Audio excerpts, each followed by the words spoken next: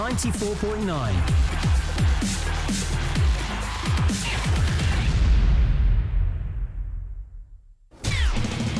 Can he play?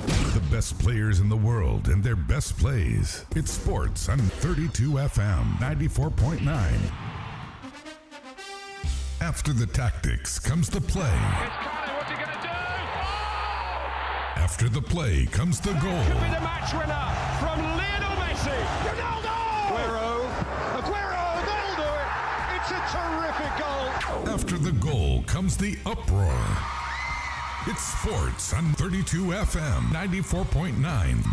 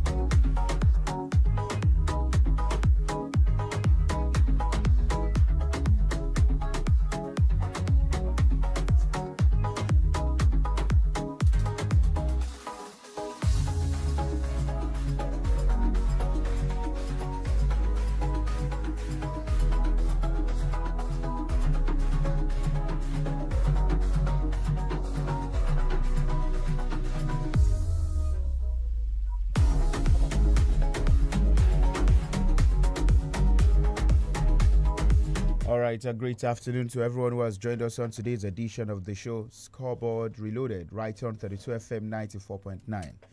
Well, I hope we've all dropped our calculators now to calculate the mathematics, but now it is a step further, where of course it is obvious to many that for the Super Eagles of Nigeria to be at the 2026 FIFA Men's World Cup, they need to win up to 3 games to be at the World Cup. The first is the playoff set to go down there in Morocco next month. They will play against Gabon first, and of course, I would be in the finals. That's playing in the playoffs finals. If they defeat Gabon, now they'll be playing against Democratic Republic of Congo or Cameroon, and then they go straight to the intercontinental playoffs, where of course we have countries from CONCACAF. We have countries also from CONMEBOL who definitely will be playing at that region. Well, also on the show this afternoon, we'll discuss about the Super Eagles of Nigeria, everything that happened yesterday, how the team scored 4 goals, where their performance has been in the last 9 games before they actually gave up that performance yesterday. And we talk about one man. A lot of people, they have different takes about him. Is he the one to lead the Super Eagles of Nigeria? But above all, he now has how many goals in the colors of the Super Eagles of Nigeria? 29 goals Victor James Osimhen has for the Super Eagles of Nigeria. And yesterday, he scored a hat-trick for himself to definitely make the score margin yesterday a great one for the Super Eagles to ensure that they are in the playoffs of the 2026 FIFA Men's World Cup.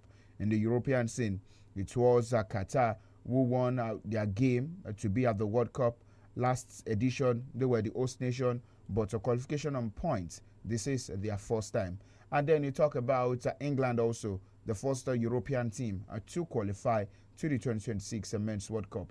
We are with 15 other nations to join England at the 2026 Mundial. So all of this we'll discuss on today's edition of the show. South Africa, they nudged us to pick up the ticket to be at the World Cup. But Coach 𝐃𝐈𝐒, he says he loves Nigeria and he will be rooting for Victor James Osimhen as well as Nigeria to be at the FIFA Men's World Cup. What a showing that is for the man who also was the one who brought Victor James Osimhen on board into the folds of the Super Eagles of Nigeria when he was age 17. Good afternoon, Peter. Good afternoon, Dolapo. Yeah, good afternoon, SAMIES. Good afternoon, SAMIES, and to everyone who has joined us on the show this afternoon. Yesterday, Peter says he doesn't want to analyze the game, but here we are. We've picked up maybe the most important points and also the most important score margin at this year's World Cup qualifiers. And I just want to say, could it be a blessing in disguise that we didn't defeat Zimbabwe over 2 legs? Maybe you want to kind of put it in the context of it's a blessing in disguise. But again, I won't see it that way. If we had. If I had won those games, you said 6 points would have been gone, right? Yes. But I would still prefer we won those games than all of these hypothetical. If I would have preferred we win those games, we might be happy that we end up into the playoff. But who would have thought? I wouldn't have thought that this is where I'll find myself. If 𝐾𝐈𝐒 can qualify for the World Cup, okay. If who else again? If Tunisia can qualify for the World Cup, because Algeria also. I've not seen what these two have done compared to the Eagles played in the final of AFCON. The AFCON we all played in, so don't tell me we got there by fluke. Well, all of us began AFCON, so it's not about being fluke. In fact, the two finalists were fluke, right? But it doesn't matter. We all began the journey the same day. It's like you're saying somebody winning the league and you say it's fluke. 38th match day is fluke. So I won't agree with you, Samis. Like I said yesterday, no, I will not put too much emphasis on the Eagles. Match is not far off. I'll wait till match. Here we go in terms of who will play in the continental playoff. We're playing Gabon, right? Yeah. Okay. And Aubameyang should be back for that one. Yes. Ademola also will be back for that one. And that's, I've seen Nigeria saying it's Nigeria against Cameroon in the final. You see, we have started again the nonsense. We are already saying Cameroon to beat DR Congo. Nigeria will beat Gabon. You see, the Cameroon that could not beat Angola, we that could not beat Lesotho. But it is what it is, right? So we wait to see. The only thing that I like from what I saw is that we criticize the boys for not scoring plenty goals. But yesterday they proved us wrong. Samuel Chukwueze, for the first time in his life in the Super Eagles jersey, played well. For the first time, I repeat, in his life, for the Super, I might be wrong, but that's the first time I will see him release the ball on time. The first goal, phew, no time. Second goal, the cross was sweet. There's no point him taking on the guy one-on-one. There's no point. So I'm hoping that, and the other pictures that also came through, fighting among themselves, I don't see it as positive. I see it as negative.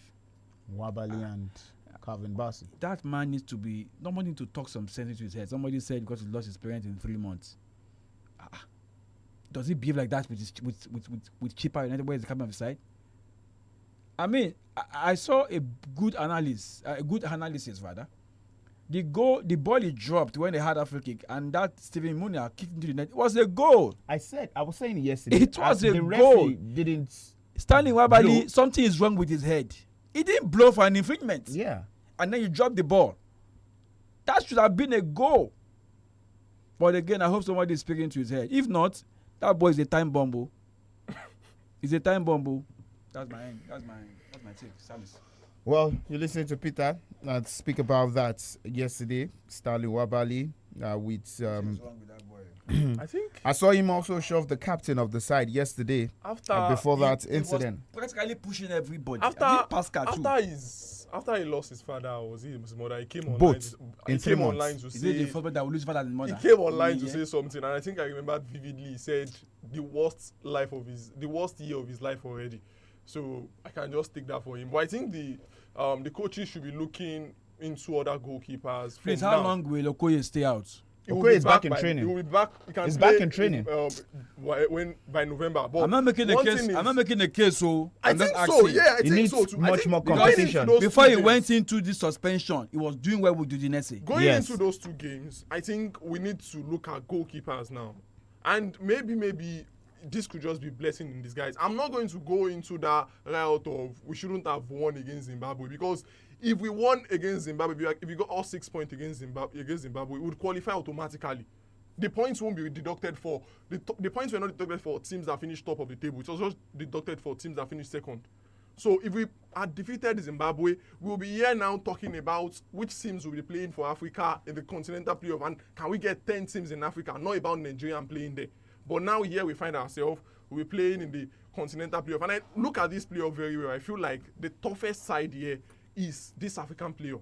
If we can get past this one, I think none of those teams that have qualified for the intercontinental playoffs and those ones that are looking like they would qualify again, the Bolivias, all of those countries, I don't think they stand any chance against the Super Eagles of Nigeria. So just get the wins against this Gabon, it's either it's Cameroon or DR Congo, get the wins against them and take it just like this is our own qualifiers. Our qualifier starts now. Forget about everything that's happened in the past. Take it from these 2 games, we win it, we'll be going to the World Cup.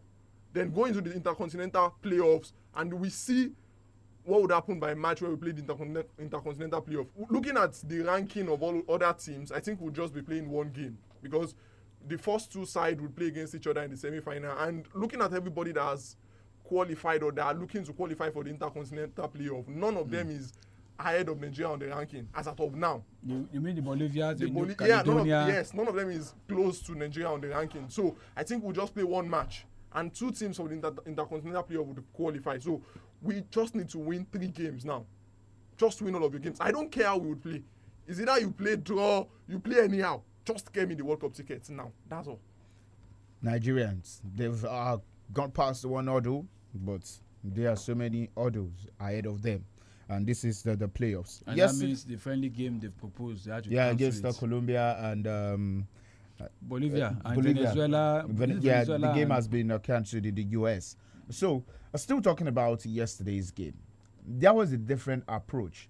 Yesterday, I think over the course of the weekend, while we were on the pitch, I think Blessing mentioned that it would make much more sense if we can go back to the old system of playing 4-4-2 for Nigeria.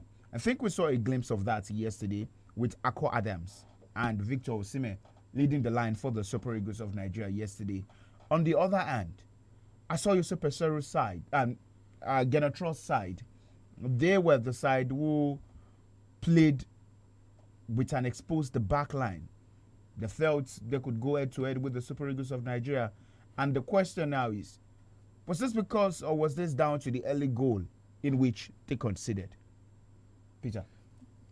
Well, desperate time, they say.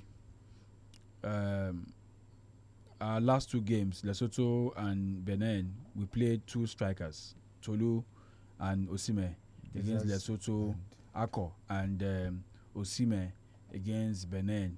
To be honest, it didn't work. Yes, even though those goals came. I didn't see any time in that game that maybe I missed that part because I guess I took a 15-20 minutes break at a point in time.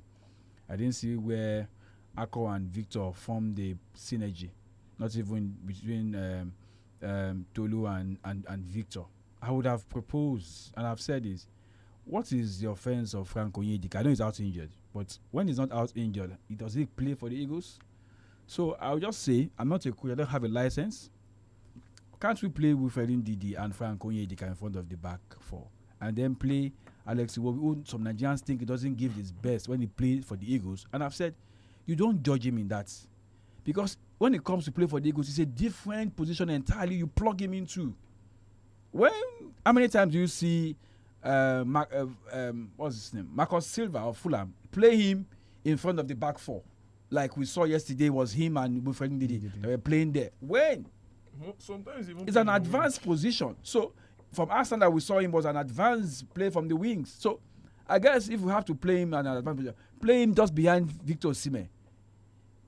So that's just me. And this 4-4-2 thing, it was just desperate. It didn't really work. But we say we got 6 goals, we got 6 points. But again, did it work? It did not. It didn't work. So maybe we should just find what works. 4-4-2, it didn't work. It didn't work at all. But yeah, I know they say the end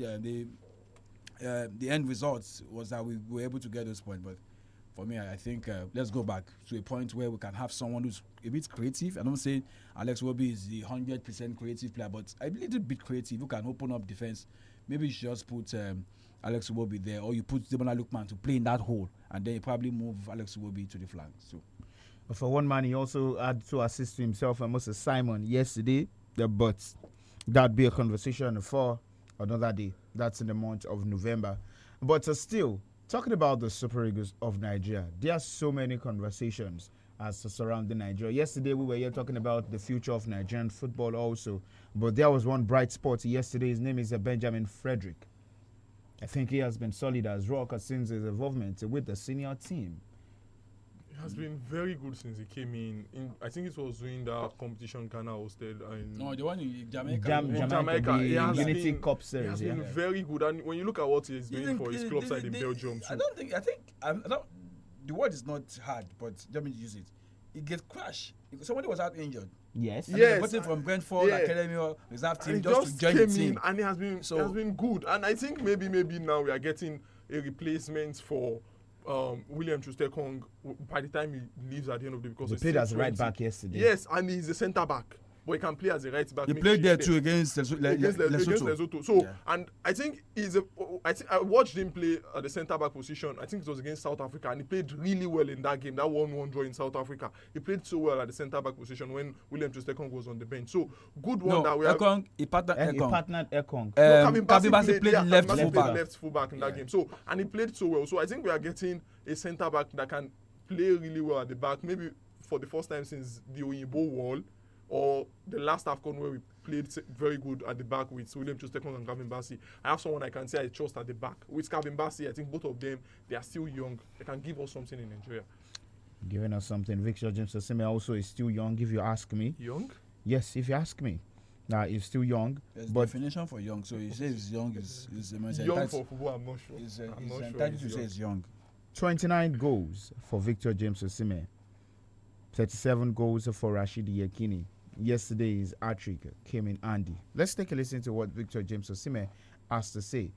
Then we'll come back to talk about his performance yesterday and also when he dons the Super Eagles jersey. The words of Victor Osimhen. I mean, you have the chance of being the all-time. Do you think about this?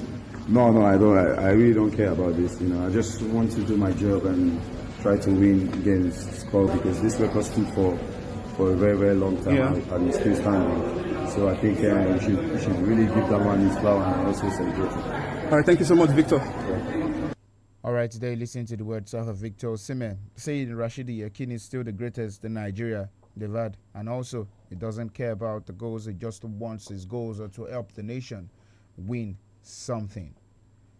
Victor Osimhen, he came under criticism as well going into the game. Doesn't get the goals for Nigeria or his availability also. And remember, he missed 5 games. He scored 6 in the World Cup qualifying series. Do you think this criticism also helped Victor Osimhen's game yesterday going against the Benin Republic? Kind of. We saw his attitude after the game against Lesotho, his body language. That's how you vent it in a positive manner. You go in there and you want to do the job. And the job was well done. Happy for him. Appreciate that, and I'm hoping that we get to see such. That's why I was talking the other time about what the few things I saw yesterday after the game. It should be a moment where, when you're talking to your colleague, it's not just fighting. You're trying to, tell him that, Baba, we need to do more, and not the one that you'll be pushing each other. And there was another one I also saw online, Kevin Bassey and the same Stanley Umabali. I don't really know. So for Victor Osimhen, it's good. Let's get him annoyed more so they can score goals for us. So if that works for him, I mean, some people, if you don't get them annoyed, they don't bring out the best in them. So hopefully we can get him annoyed more. Score in the games coming up in November. Score in Nations Cup in December. Score because Nations Cup is split to next year, and then before you know it, the playoff again. If we get to win, and then we'll have to jump to the intercontinental playoff. So all of this, if it's going to get him annoyed, it is good for him. Let him get annoyed. Quickly, talking about getting annoyed, you saw violence in Doha between Qatar and UAE. Yes. 2-1. 2-1. So it's not only here where we've seen violence. So even those guys too, who you thought they also have some small Igbo sense, they also fought after their team failed to qualify for the World Cup. So it's Qatar who got a win against UAE by 2-1, but it's a fight between the two Emirates. For a one man, still staying within Nigerian football, but this is our opponent yesterday, 𝐷𝐿. He says he will support Nigeria at the playoffs, and also says Benin they were low on quality against Nigeria. Let's take a listen to what 𝐃𝐈𝐒 has to say. You maybe want to bring us up yourself. So of course, there is a big disappointment because we wanted to go to World Cup also with our country of Benin for the first time in the history. We could not. We had to win here and to win in Nigeria when Nigeria is also playing for the playoff. It's something which is very difficult, especially if you miss 2 suspended players from the last game in Rwanda and 3 injured players we had already before from the September games. So we don't have enough players of high level. Like you know, we have some players who started the match who even don't have a club. Actually, we have some players who are playing in the 5th division in France, but I'm proud of my team. I'm proud because they did so very well in these qualifiers for the World Cup, and we could hope until the last game today to go there. That's why really I'm very happy to be the coach of this team. It's a young team. They have still to learn. They started with a goal in the first minutes already. I don't know if it's offside or not offside, but we had to build a new defense because of the yellow cards, the players who were not here. And then we tried. But when you have such a big player like 𝐿𝐻𝐈𝐒, I remember when I brought 𝐿𝐻𝐈𝐒 in the team, he was 17, and we made here our first game against Tanzania. And he was already in our selection, so I'm very happy to see him like that, but I'm not happy that he did it against me and against us. But I hope that he will do it in the playoffs for your country, which I love. But today we are a little bit disappointed because the dream to go to the World Cup for us is finished. Finished. They topped the table going into the games yesterday, and it's all vanished before their eyes. So we talk about the already qualified 9 nations to be at the FIFA Men's World Cup. So we start: Morocco, Tunisia, Egypt, Algeria, Ghana, Cape Verde, South Africa, Ivory Coast, Senegal. These are the 9 nations not going through the playoffs to be at the World Cup. Outside that, we have one European side, that's England. And then we talk about Saudi Arabia qualifying also, Qatar qualifying also to the FIFA Men's World Cup. 48-man team. I think it's going to be interesting as we are open, or we keep open, the Super Eagles of Nigeria. They get into this fold. Now let's talk about one man. His name is Cristiano Ronaldo. Yesterday he scored 2 goals for himself to become the all-time goal scorer in the World Cup qualifying series with 41 goals. And a lot of people have also discussed about his longevity within the game of football. This man, he definitely knows how to treat his body well.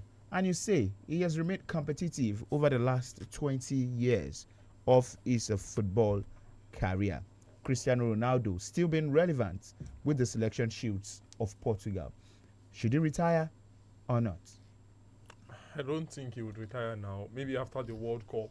51. I think he has 51 goals now. Yes. To score 1,000 goals. I think he would retire after the World Cup, regardless of what the World Cup brings. Maybe for the national team, he will retire after the World Cup. And he would try to get that 1,000 goal, because if you know Ronaldo is the type of person who would not get back on his dreams. That is what he has been chasing. One of the reasons why he went to Saudi Arabia, and he won't stop till he gets to that 1,000 goal. And I'm not expecting him to retire until he gets to that 1,000 goal. But I feel like after this World Cup, he would announce his retirement with the national team and take a leave. Take a leave? Yeah, I think so. Well, I don't think anybody can guess when Ronaldo will retire from football. But we've come to the point where Cristiano Ronaldo in the last 10, 15 years, he has been the one carrying Portugal And we are in the year 2025. It seemed like that again. Does this one look like someone that is old or getting age? Scoring goals. Does it look? What also If I not does give you that, 90 what minutes. does this say about the crop of players Portugal they have now? They have so many talents now, there's a and word- no one is taking out Cristiano Ronaldo. There's a word no I one want is to, pushing there's a word him. I want to use, but because this is Friday, I will not use the No, word. if he's, I don't think if Do you? he's, Who do you blame? You blame Ronaldo. You blame those guys. if he's, I remember I had this argument with Blessing at a point. Where is Rafael Leao? Where is Rafael Leao? Where is Pedro Neto? I know he's late now. Diego Jota, but so we can't even put him. If those guys were playing top level, if they were, especially that one should have been the one, the heir to Ronaldo. But will you sit down and watch the national team not do well? So it doesn't look like someone that's even aging. So I will not sit down here and say Ronaldo will after the next World Cup. Me, I won't say that. What if he goes to the next Euro? So I won't be here saying Ronaldo. It doesn't look like someone that's 30, 40. How old is he now? 39, 40. It doesn't look like it. It looks on TV like you think he's 21, 22. So me, I will not sit down here and say Ronaldo will retire at the end of next World Cup. When he says it's done, it's done. I will nobody put pressure on him. He's doing his things, enjoying his team. The only thing I can say is that he might not give you 90 minutes. But if there's a game that they need to score, they will not take him off. Yesterday, they took him off because they were leading by 2-1. And when Hungary equalized, he wasn't looking happy on the bench from the picture from what I saw last time in the game. So if they are leading comfortably, they might take him off. What's his name? Martinez can take him off 70, 75, 80 minutes. But if they are losing, but when I buy 120 minutes, they have to play 120 minutes. I think he did it in the Nations League. That's a Cristiano Ronaldo for you. But before we leave the show this afternoon, UEFA Women's Champions League games are set to continue later today. That's Valenraga will be up against Wolfsburg. Lyon will be up against St. Pölten. Roma will be up against Barcelona. Remember, Barcelona ran riots the last time out in the UEFA Champions League, defeating Bayern Munich. Women 7-1. They run riots too. They always run riots over there. Every time. But there's a way they find their bus stop. But we'll wait to see this year. When they find their bus stop against Chelsea, against them. Never. No, they would always be Chelsea. Against Arsenal. I don't know. I'm not sure. Maybe the last time. I'm not Maybe sure. not now. But the last time. Right now, I don't think so. With the way Arsenal has been playing, no. But you know that the UEFA Women's Champions League also is coming in a league format, or it's in a league format also, where of course there's no home and away. There's no home and away. You get your qualification and you are home dry into the next round of the competition. But thank you so much, guys, for joining me on today's edition of the show. Now, quickly, let me just run through the events going on there in Tunis. That's the ITTF African Championship, where, of course, for Omar Assad, the defending champion, is through into the next round, which is the semi-finals, defeating Wassim Esid of Tunis. And then we will have the mixed doubles games go down later today. That's, of course, Anagoda and Dinameshrev. They'll be up against Aludabi Mariam and Aludabi Marwa of Egypt, both of Egypt. And then Abdulaziz Yusuf and El Bilal Mohammed will be up against the Bella Madniaid and Jalul Mihain. They're in the finals of the men's doubles. Thanks so much to everyone who has joined us on today's edition of the show. I am SAMIES, your sports captain. I say do enjoy the rest of the day, and bye for now.